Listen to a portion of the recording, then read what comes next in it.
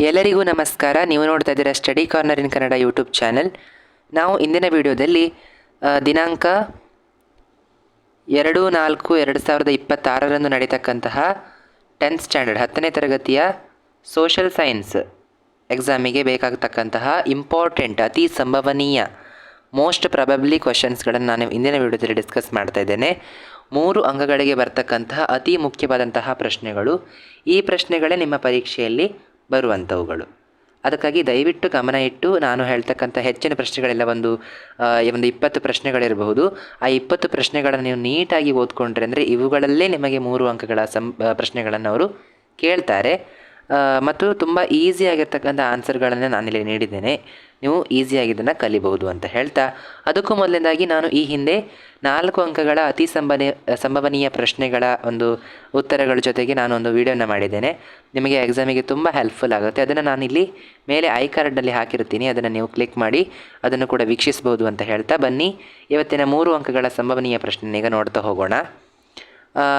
ಅದರಲ್ಲಿ ಮೊದಲನೇ ಪ್ರಶ್ನೆ, ಭಾರತಕ್ಕೆ ಜಲಮಾರ್ಗವನ್ನು ಕಂಡುಹಿಡಿಯಲು ಕಾರಣವಾದಂತಹ ಅಂಶಗಳು ಯಾವ್ಯಾವುದು ಅಂತ ಕೇಳಿದರೆ ಬರೀಬೇಕಾಗಿರ್ತಕ್ಕಂಥದ್ದು ಕಾನ್ಸ್ಟಾಂಟಿನೋಪಲ್ ನಗರದ ಪತನ ಆಗಿರ್ಬೋದು, ವ್ಯಾಪಾರ ಮಾರ್ಗಗಳು ಟರ್ಕರ ವಶವಾದವು, ಅಧಿಕ ತೆರಿಗೆಯನ್ನು ಹಾಕಿದರೂ ವ್ಯಾಪಾರಿಗಳಿಗೆ ನಷ್ಟ ಆಯಿತು, ಜಲಯಾನಕ್ಕೆ ಪ್ರೋತ್ಸಾಹ ಆಯಿತು, ವೈಜ್ಞಾನಿಕ ಆವಿಷ್ಕಾರ ದಿಕ್ಸೂಚಿ ಸಿಡಿಮದ್ದುಗಳು ಆದವು ಅಂತ ಬರೀಬೇಕು. ಇಷ್ಟು ಈಸಿಯಾಗಿ ಬರೆದ್ರೆ ಸಾಕು. ನೆಕ್ಸ್ಟ್ ಎರಡನೇ ಪ್ರಶ್ನೆ, ಮಾರ್ತಾಂಡವರ್ಮನ ಸಾಧನೆಗಳು ಏನಾಯಿತು? ವಯನಾಡ್ ಆಳ್ವಿಕೆ, ಡಚ್ಚರಿಂದ ಸಂಸ್ಥಾನದ ರಕ್ಷಣೆ, ರಾಜಧಾನಿಯ ಸ್ಥಳಾಂತರ, ಮೆಣಸು ಬೆಳೆಯುವ ಪ್ರದೇಶಗಳ ಕೈವಶ, ನೆಡುಮಂಗಡ ಕೊಟ್ಟಾರಕರ ವಶ, ಡಚ್ಚರ ಪಡೆಯನ್ನು ಸೋಲಿಸಿದನು. ಇದು ಮಾರ್ತಾಂಡವರ್ಮನ ಸಾಧನೆಗಳು. ನೆಕ್ಸ್ಟ್ ವೆರಿ ಇಂಪಾರ್ಟೆಂಟ್, ಎಲ್ಲ ಪ್ರಶ್ನೆ ಪತ್ರಿಕೆಯಲ್ಲಿ ಇರ್ತಕ್ಕಂತಹ ಒಂದಿದು ಪ್ರಶ್ನೆ, ಪ್ಲಾಸಿ ಕದನದ ಕಾರಣ ಮತ್ತು ಪರಿಣಾಮ. ಕಾರಣ ಏನು? ದಸ್ತಕಗಳ ದುರುಪಯೋಗ, ಅನುಮತಿ ಇಲ್ಲದೆ ಕೋಟೆಯ ದುರಸ್ತಿ, ಕಪ್ಪು ಕೋಣೆ ದುರಂತ. ಅಂದರೆ ಪರಿಣಾಮಗಳು ಭಾರತೀಯರಲ್ಲಿದ್ದಂತಹ ಅನೈಕ್ಯತೆಯ ಪ್ರದರ್ಶನ, ಲೋಭಿತನದ ಪ್ರದರ್ಶನ, ಯುದ್ಧ ನಷ್ಟ ಪರಿಹಾರ, ಮೀರ್ ಜಾಫರ್ ಬಂಗಾಳದ ನವಾಬನಾಗ್ತಾನೆ, ಕಂಪನಿಗೆ ಬಂಗಾಳದ ವ್ಯಾಪಾರದ ಹಕ್ಕನ್ನು ನೀಡಲಾಗುತ್ತೆ. ಇದಿಷ್ಟನ್ನು ಬರೀಬೇಕಿತ್ತು. ಇನ್ನು ಇನ್ನೊಂದು ಪ್ರಶ್ನೆ, ಇಂಪಾರ್ಟೆಂಟ್ ಪ್ರಶ್ನೆ, ಬಕ್ಸಾರ್ ಕದನದ ಪರಿಣಾಮಗಳು. ನೋಡಿ, ಕಂಪನಿಗೆ ಬಂಗಾಳದ ದಿವಾನಿ ಹಕ್ಕನ್ನು ನೀಡಲಾಯಿತು, ಶಾ ಆಲಂ ಬಂಗಾಳದ ಹಕ್ಕನ್ನು ಬಿಟ್ಟುಕೊಟ್ಟನು, ಯುದ್ಧ ನಷ್ಟ ಪರಿಹಾರವಾಗಿ 50 ಲಕ್ಷ ರೂಪಾಯಿ ಪರಿಹಾರ ನಷ್ಟವನ್ನು ನೀಡಬೇಕಾಯಿತು, ಕಂಪನಿಗೆ ಬಂಗಾಳದ ಪೂರ್ಣ ಆಡಳಿತವನ್ನು ವಹಿಸಲಾಯಿತು, ಬ್ರಿಟಿಷರಿಗೆ ಬಂಗಾಳ ಬಿಹಾರವನ್ನು ಕೊಡಲಾಯಿತು, ಮೀರ್ ಜಾಫರ್ ಮಗನಿಗೆ ವಿಶ್ರಾಂತಿ ವೇತನವನ್ನು ನೀಡಲಾಯಿತು. ಇದೇನಾಗಿದೆ?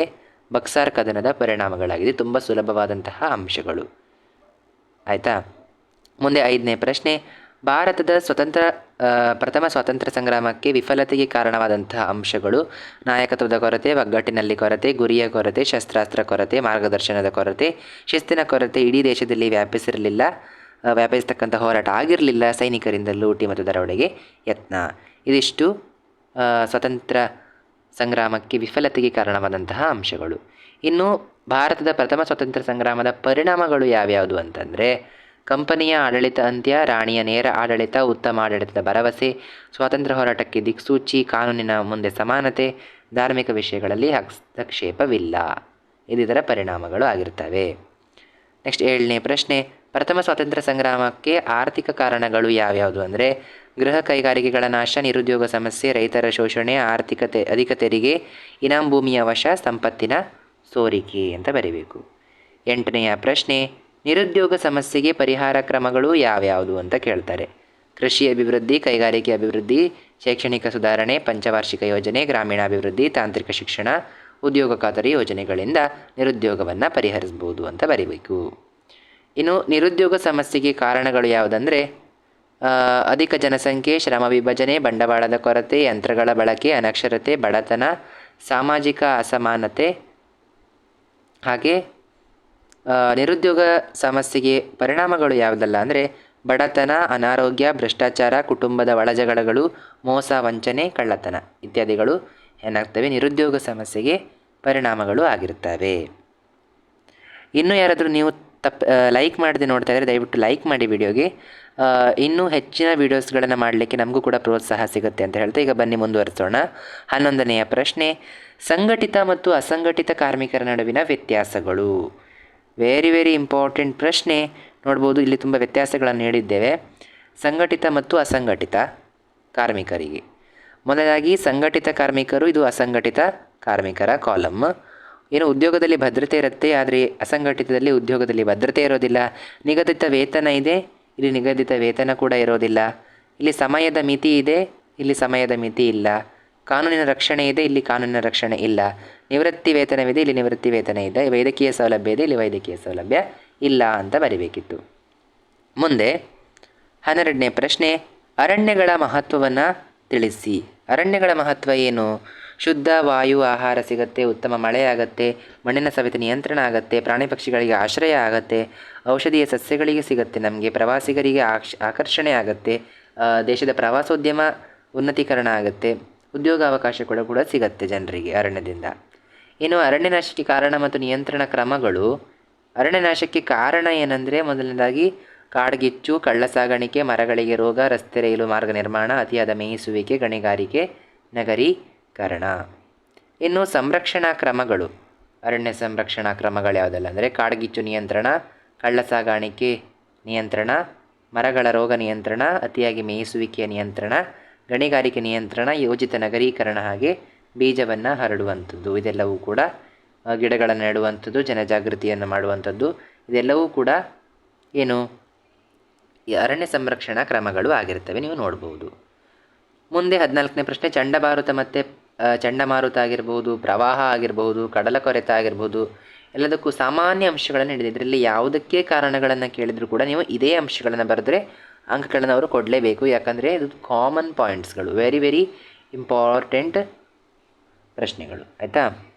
ಅಧಿಕ ಮಳೆ, ಮೇಘಸ್ಫೋಟ, ಅರಣ್ಯನಾಶ, ನಗರೀಕರಣ, ವೈಜ್ಞಾನಿಕ ನೀರಾವರಿ, ಕೈಗಾರೀಕರಣ, ಆಧುನೀಕರಣ, ಇದೆಲ್ಲ ಅಂಶಗಳನ್ನು ನೀವು ಯಾವ ಪ್ರಶ್ನೆ ಕೇಳಿದರೂ ಕೂಡ ಬರೀಬಹುದು. ಚಂಡಮಾರುತ ಕಾರಣ ಕೇಳಿದರೂ ಇದೇ ಬರೀಬಹುದು, ಪ್ರವಾಹಕ್ಕೆ ಕಾರಣ ಕೇಳಿದರೂ ಇದೇ ಬರೀಬಹುದು, ಕಡಲ ಕೊರೆತಕ್ಕೆ ಕಾರಣ ಕೇಳಿದರೂ ಇದನ್ನೇ ಬರೀಬಹುದು.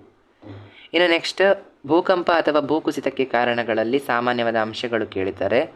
ಇಲ್ಲಿ ಭೂಕಂಪಕ್ಕೆ ಕಾರಣ ಕೇಳಿದ್ರು ಆಯಿತು, ಭೂಕುಸಿತಕ್ಕೆ ಕಾರಣ ಕೇಳಿದರೂ ಆಯಿತು. ಇದರಲ್ಲಿ ನೀವು ಯಾವ ಸಾಮಾನ್ಯ ಅಂಶಗಳು, ಎರಡೂ ಪ್ರಶ್ನೆಗೂ ನೀವು ಇದೇ ಉತ್ತರವನ್ನು ಬರೀಬಹುದು. ಅರಣ್ಯನಾಶ, ಅಧಿಕ ಮಳೆ, ಗಣಿಗಾರಿಕೆ, ಅಣೆಕಟ್ಟು ನಿರ್ಮಾಣ, ನಗರೀಕರಣ, ರೈಲು ಮಾರ್ಗ, ರಸ್ತೆ ಮಾರ್ಗ ನಿರ್ಮಾಣ, ಕೈಗಾರೀಕರಣ, ಆಧುನೀಕರಣ. ಭೂಕಂಪ, ಚಂಡಮಾರುತ, ಭೂಕುಸಿತ, ಪ್ರವಾಹ, ಕಡಲ ಕೊರೆತ, ಇದೆಲ್ಲದಕ್ಕೂ ಏನು ಪರಿಣಾಮಗಳನ್ನು ಕೇಳಿದರೆ, ಯಾವುದೇ ಈ ಪ್ರಾಕೃತಿಕ ವಿಕೋಪದ ಪರಿಣಾಮಗಳನ್ನು ಕೇಳಿದರೆ ನೀವೇನು ಬರಿಬೋದು? ಸಾವು ನೋವಾಗುತ್ತೆ, ಆಸ್ತಿ ಪಾಸ್ತಿ ಹಾನಿಯಾಗತ್ತೆ, ಸಾರಿಗೆ ಸಂಪರ್ಕಕ್ಕೆ ಹಾನಿಯಾಗತ್ತೆ, ವಿದ್ಯುತ್ ಸಂಪರ್ಕ ಹಾನಿಯಾಗತ್ತೆ, ಸಾಂಕ್ರಾಮಿಕ ರೋಗಗಳು ಬರುತ್ತೆ, ಜನಜೀವನ ಅಸ್ತವ್ಯಸ್ತ ಆಗುತ್ತೆ, ಆರ್ಥಿಕತೆಗೆ ನಷ್ಟ ಉಂಟಾಗುತ್ತೆ ಅಂತ ನೀವು ಬರಿಬೇಕು. ನೆಕ್ಸ್ಟ್ 16ನೇ ಪ್ರಶ್ನೆ, ಭೂಕಂಪ, ಚಂಡಮಾರುತ, ಭೂಕುಸಿತ, ಕಡಲ ಪ್ರವಾಹ, ಇದೆಲ್ಲವಕ್ಕೂ ನಿಯಂತ್ರಣ ಕ್ರಮಗಳು, ಹೇಗೆ ಇವುಗಳನ್ನು ನಿಯಂತ್ರಿಸಬಹುದು ಅಂತಕ್ಕಂಥಕ್ಕೆ ಸಾಮಾನ್ಯ ಅಂಶವನ್ನು ನೀಡಿದ್ದೇನೆ. ಇದು ಯಾವ ಪ್ರಶ್ನೆ ಕೇಳಿದರೂ ಇದೇ ಅಂಶಗಳನ್ನು ನೀವು ಬರೆದರೆ ಮಾರ್ಕ್ಗಳನ್ನು ಕೊಡ್ತಾರೆ. ವೈದ್ಯಕೀಯ ನೆರವನ್ನು ಕೊಡುವಂಥದ್ದು, ಪರಿಹಾರ ತಂಡದ ಸಿದ್ಧತೆ ಮಾಡುವಂಥದ್ದು, ಜನಜಾಗೃತಿ ಮೂಡಿಸುವಂಥದ್ದು, ಅರಣ್ಯ ನಾಶವನ್ನು ನಿಯಂತ್ರಿಸುವಂಥದ್ದು, ಗಣಿಗಾರಿಕೆ ನಿಯಂತ್ರಣ ಮಾಡುವಂಥದ್ದು, ಯೋಜಿತ ರೈಲು ಮಾರ್ಗ ನಿರ್ಮಾಣ ಮಾಡುವಂಥದ್ದು, ಉಪಗ್ರಹ ಆಧಾರಿತ ಮುನ್ಸೂಚನೆ, ಮೊದಲೇ ಸ್ಯಾಟಲೈಟ್ ಮುಖಾಂತರ ಮುನ್ಸೂಚನೆಯನ್ನು ನೀಡುವಂಥದ್ದು, ಸಮೂಹ ಮಾಧ್ಯಮಗಳ ಬಳಕೆ, ಈಗ ಸುದ್ದಿ ವಾಹಿನಿಗಳನ್ನು ಬಳಸುವಂಥದ್ದು, ಇದರ ಮೂಲಕ ಜನರಿಗೆ ಮಾಹಿತಿಯನ್ನು ಆದಷ್ಟು ಬೇಗ ನೀಡಬಹುದು.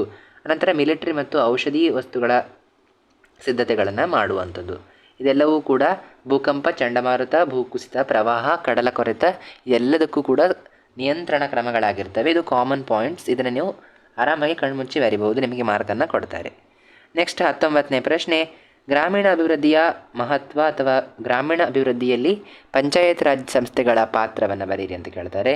ಕೃಷಿ ಅಭಿವೃದ್ಧಿ, ರಸ್ತೆ ನಿರ್ಮಾಣ, ಮಾರುಕಟ್ಟೆ ಅಭಿವೃದ್ಧಿ, ನೀರಾವರಿ ಸೌಲಭ್ಯ, ಸ್ವಚ್ಛತಾ ಕಾರ್ಯಗಳು, ಆರೋಗ್ಯ ಸೌಲಭ್ಯ ಮತ್ತು ವಸತಿ ಯೋಜನೆ ಅಂತ ನೀವು ಬರೀಬೇಕು. ನೆಕ್ಸ್ಟ್ 20ನೇ ಪ್ರಶ್ನೆ, ಗ್ರಾಮೀಣ ಅಭಿವೃದ್ಧಿಯಲ್ಲಿ ಸ್ವಸಹಾಯ ಸಂಘಗಳ ಪಾತ್ರ ಏನು ಅಂತ ಕೇಳ್ತಾರೆ.